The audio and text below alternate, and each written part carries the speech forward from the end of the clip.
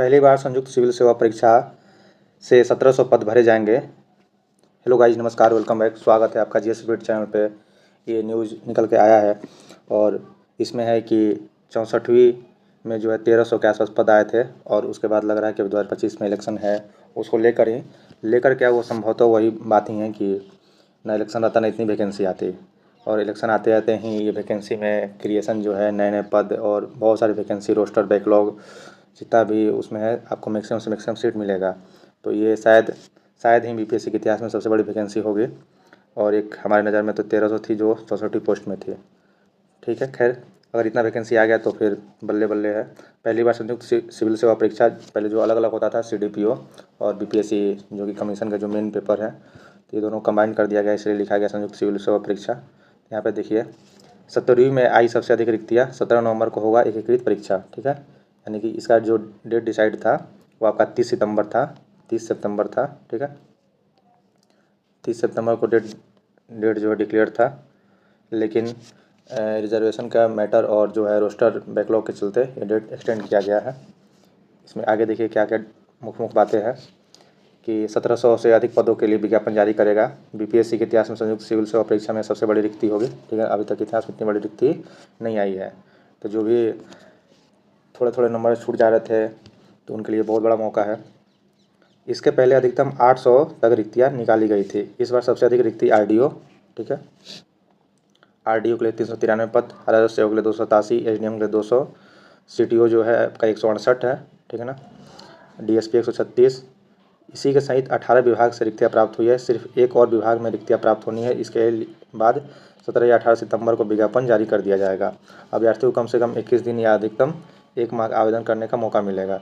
ठीक है, वो आप समझिए कि 25 प्लस ही आपको डे मिलेंगे और परीक्षा जो है 17 नवंबर को 100% हो ही जाएगी। ठीक है, तो इसमें ये सब है। 10 लाख का अनुमान है, तो 8 लाख 6 लाख के आसपास फॉर्म पहले मतलब फॉर्म फिल होता ही था, 6 लाख प्लस।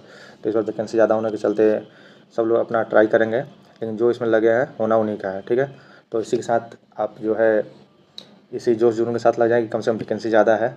और एक इसमें एक खबर और है कि जो एएसओ का पोस्ट है, यहाँ कुछ वो लेटर है कि सहायक प्रशाखा अधिकारी, ठीक है, सचिवालय सहायक जिसे बोलते थे, एएसओ असिस्टेंट सेक्शन ऑफिसर का 1880 से अधिक रिक्ति पदों के लिए बिहार लोक सेवा आयोग बीपीएससी का अधिसूचना भेजे जाने के संबंध में है। ठीक है, यहाँ मैटर क्या है ये आपको हम बता देते हैं। आप जानते हैं कि हर जगह जो है, हर डिपार्टमेंट में आपके अगर 100 सीट है तो उसमें से कुछ सीट डिपार्टमेंटल होता है 25%, और वो डिपार्टमेंट के ऊपर डिपेंड करता है कि कितना सीट वो डिपार्टमेंटल रखना चाहता है, लेकिन मैक्सिमम जो है 25% रहता है और 75% ओपन भर्ती होती है। ठीक है, तो यहाँ पे सीधा सीधी समझिए कि 75% जो है स्वीकृत पद है टोटल, जिसमें से 1000 पद जो है ओपन रिक्ति के तहत यहाँ पे लिखा गया है, ओपन रिक्ति के तहत भरना है। और यहाँ पे जो है बिहार सचिवालय लिपिक यानी जो क्लर्क वर्ग है, उच्च लिपिक, ये उनका 880 है। तो अब बात ये है कि इनका कहना है लेटर के द्वारा कि बिहार सचिवालय सेवा जो सीधी भर्ती का माध्यम है एएसओ का, ये भर्ती जो है अभी 1700 जो बीपीएससी का पोस्ट आने वाला बीपीएससी में संयुक्त सेवक में, उसी में आप ये 1800 पोस्ट को है ऐड कर दीजिए और एएसओ की जो बहाली है आप बीपीएससी के थ्रू लीजिए। तो ये चांस कम है या फिर कुछ भी हो सकता है, लेकिन मैक्सिमम चांसेस यही है कि इसमें ऐड होने के लिए आपको जो है विधानमंडल से वो एक नया सर्कुलेशन पास कराना होगा, आपका नियमावली चेंज होगा, फिर ये एक लॉन्ग प्रोसेस है। लेकिन अब जो मैटर निकल के यही आ रहा है कि वैकेंसी इतना है, लेकिन अब जैसे कि एएसओ के लिए आपका बिहार एसएससी जो ग्रेजुएशन लेवल है उसके थ्रू भर्ती होता है सचिवालय सहायक का। तो अब देखना है कि आगे सरकार क्या करती है, बीपीएससी के थ्रू ले रही है एड ऑन करके या फिर बिहार एसएससी को ही जिम्मा सौंपती है, जो कि बहुत ही लेट लतीफ़ है। आज तक तो देख रहे हैं 1 साल फॉर्म फिल किया हो गया है, और बिहार एसएससी इंटर लेवल की जो वैकेंसी है आज तक उसका अभी सर्कुलेशन ही चल रहा है। कब कब उसका टाइम टेबल आएगा, कब उसकी फर्स्ट सीबीटी होंगे, चूँकि वैकेंसी अब जो है उसका एग्ज़ाम ऑनलाइन होगा। ठीक है, तो इसी के साथ देखते रहे जीएस स्पिरिट, और मिलते हैं अगले वीडियो में बहुत ही इन्फॉर्मेशन जानकारी के साथ। Thank you.